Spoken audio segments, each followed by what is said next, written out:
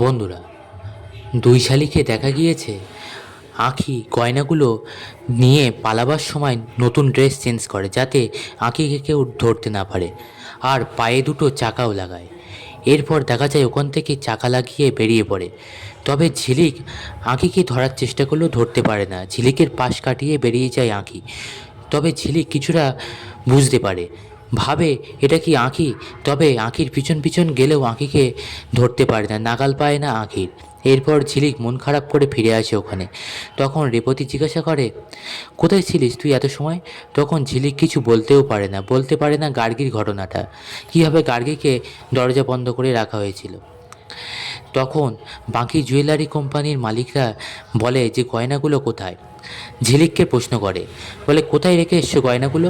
তখন রেবতী বলে, আপনারা কি বলতে চাইছেন, আমার মেয়ে কি গয়নাগুলো নিয়েছে? তখন গয়নার মালিকরা বাকিরা বলে, তাহলে ও এত সময় কোথায় ছিল, আর আপনার আর একটা মেয়েই বা কোথায়?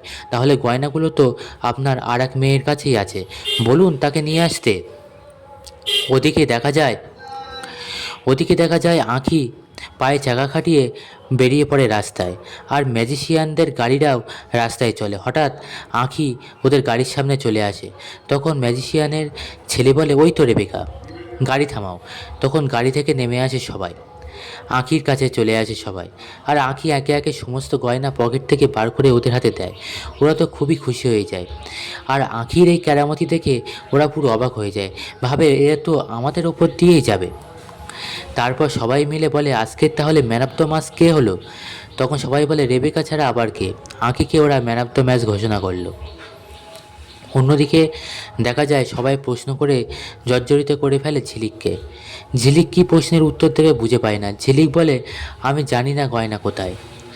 তারপরে দেখা যায় দীপা ওদিকে ভাবতে থাকে, তাই তো, আঁখি কোথায় গেল এই সময়। বন্ধুরা, পরবর্তী ডিটেলস পেতে অবশ্যই আমাদের চ্যানেলটিকে ফলো করুন।